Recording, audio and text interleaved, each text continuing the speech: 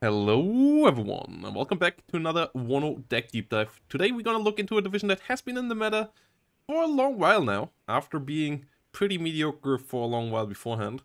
And it has changed a good bit with the changes to the Martyrs and the Panzer Grenadiers, and we will talk about that once we go through it as well.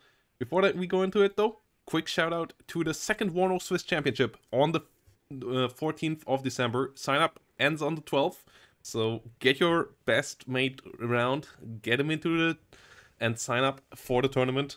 It's gonna be a one-day tournament, Swiss format, so just get next Saturday free and come in, play 5 rounds. It's Swiss-style tournament, so there is no elimination. So if you sign up, you will be able to play all the 5 rounds and have fun, good competitive 2v2 WARNO events. So let's join us in there. There will be a prize pool as well. And let's talk about the 5th Panzer now, as it is a division that I really enjoy nowadays. I didn't like it at first. It grew on me though, and by now it's one of the divisions that I have played the most. We started in the logistics tab here, where we have Mancuts and Unimogs and Fuchses. The last time we talked about this deck, it was all about jumping around with Transport Panzer Fuchs with Milans. That is not really a thing anymore. You only get them for the Milan 2 launchers, so the deck has changed. But since the last time, the Panzer Grenadiers also have become competitive. So those are the infantry units that we now use, with their sniper rifle and the MG3 and the 6th man. They are pretty decent. We still take some Panzer Grenadiers with Carl Gustavs for solid AT that can go around with the Marder 2, that is also a bit cheaper. And then we have the Jägers here with the Panzerfaust and some Sicherungs coming around again. As for 45 points with 11 hit points, they are okay. Pioneer Carl Gustavs, unfortunately a bit too expensive at the moment. Before I played with those instead of the Sicherungs, but currently they're just too pricey, and the Sicherungs give you a lot of manpower that can be helpful to just hold grounds where you fear enemy might push you with infantry. So having them there together with maybe a Jäger is nice. Those are the nice infantry units here. Then you get a decent amount of Martyrs, and then Transport Panzer Fuchs Milan with a Milan 2 inside for some extra ATGM power here for the mid-range. Panzer Grenadier Führer is a decent one as well, has a red eye, 5 hit points. It's a decent leader, coming in on the Martyr here to get the Martyr numbers a bit further. And then Artillery tab is a good one. The 155mm artillery piece is a solid one with its higher rate of fire. It really can dish out some nice damage. And then we have some mortars for smoke. You can go with the Panzermörser as well. Those are decent option both. And then we have the Mars, which is really nice to kill off enemy AA, really nice to kill off enemy artillery pieces as well, if the enemy isn't careful. And also pretty good if you are in a stale game and the enemy wants to set up a tank plop, you are sending up a tank plop, you know where the enemy tank plop is, you soften the map or kill them with the Mars, and then just go in with your tank plop. So the Mars really a nice and juicy little unit here. Really strong lately, and a good unit for this deck as well.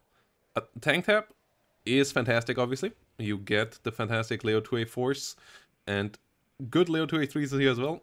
And they are your top end. And then you got a decent amount of lower end as well. The Leo 1A1s are just really cost efficient, and the Leo 1A5 are decent with high veterancy as well. Like, I like to play them with high veterancy. You get a decent availability of 3 there on the card, and with that, they also become really accurate and a good sniper for killing off enemy IVs, APCs with good accuracy, and also sniping off enemy medium tanks here, and assisting your Leo 2A3s, which you usually want to have on the front line for their 16 frontal armor, and then having 2 Leo 1A5s that dish out similar HE damage per tank, but cost only half, so similar HE damage, more firepower, more spread out fire against APCs. And I have ATGM carriers and so on. It can be nice to mix those, and that is pretty cool. Jaguar, super key, because it's your longest range ATGM. TOW 2 also hits really hard, one-shot something like AMX 30s or so. So, Jaguar 2 here, still key. It got a lot pricier over the time, it is still worth it. The Hot 2 Jaguar 1, not that bad either. If you want to go a bit cheaper, it can be the worthwhile option now. but the extra 3 pen plus the extra 15% accuracy on the TOW 2 here is for sure worth the 20 points on the baseline. Recon tab is decent as well. You got some really good recon with defense players. Jäger Aufklärers are nice because they are chunky, even with the nerfs to the Jägers, putting them to the historically sized squad of 9. They are still really chunky for recon squad, can take a bit of damage, and the looks can be nice for openers with giving you an autocannon car. It is not the best autocannon, but it is an autocannon car nonetheless, and it is pretty cheap, so you can come around quickly with them and do a bit of opener shenanigans, can help out on the flank, can help out with a tank push, so looks here quite nice. If you can make the space, the Transport Panzer Fuchs Razit, not that bad either, because it has smoke and the exceptional optics here for 25 points is quite nice to give you vision for your tank blob. AA tab, Roland 2 and 3 here as your missile AA. They are pretty solid nowadays, really quite nice. The Roland 2 not being hit by seed can be quite nice in matchups where the enemy wants to use that a lot. Outside of that, the Roland 3 obviously a lot more efficient. The Gepard nowadays, great infantry shredder as well, so that can be helpful sometimes. And it is a good anti-helicopter, anti-aircraft unit as well to help out getting a bit more damage out there and being a bit more reliable on it. And the Fliegerfaust, I actually like it because it has good anti-helicopter range. And now with the changes so that Fliegerfaust can two-shot every helicopter out there, they are really solid as an anti-helicopter unit. The 2,650 meter range against helicopters really makes them work well there. Against aircraft, you don't want to rely at them at all, but for 25 points, that is fair. And yeah, the extra range and accuracy here of the veteran team, as always with my pads, the extra accuracy and aim time here. That is pretty important. Helicopter tab, BO-105s. Those are pretty important on the flanks. Like if the enemy is a bit of a more agile deck, and that can happen when you want to set up your Leo 2A4 ball and 2A3 ball, and they have maybe some cheaper APCs and cheaper tanks running around, those BO-105s can be real hot to stop that on the flank. And you get 10 of them, so that is pretty nice. Also, if you can control the enemy AA situation with your artillery and with your tanks, maybe snipe 1 or 2, the BO-105s can also be quite nice on the offensive. I love that they have 6 missiles. That means a single one of them really forces the enemy to get some AA, because they can't just let it run out of ammo. That is not a viable option against this. And yeah, they really have to be scared here if these guys come around against their vehicles. The Hot 1 and Hot 2, both really solid missiles.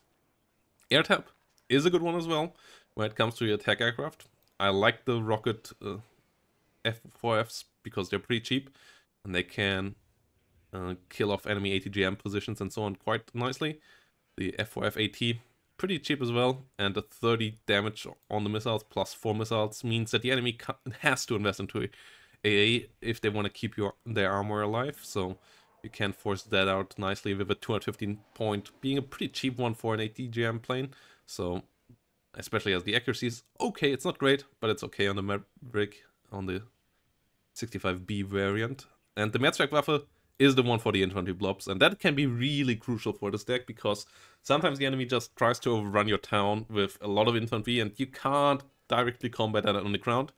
But that's when the Mehrzweckwaffe comes in and punishes the enemy for over-investing into those blobs and just removes them. The reload time is a bit too long. That just makes no sense in my eyes. It should go down to 240 seconds or so. In general, bombing reload times in this game are a bit weird. And when you compare it to with LGBs and so on, like I believe it needs to be a long one. I believe 360 seconds is too long, but that is what it is. The F4F AA, it was once super busted. Since then it came down in availability, it came up in price, so it is not that great anymore. It is still okay.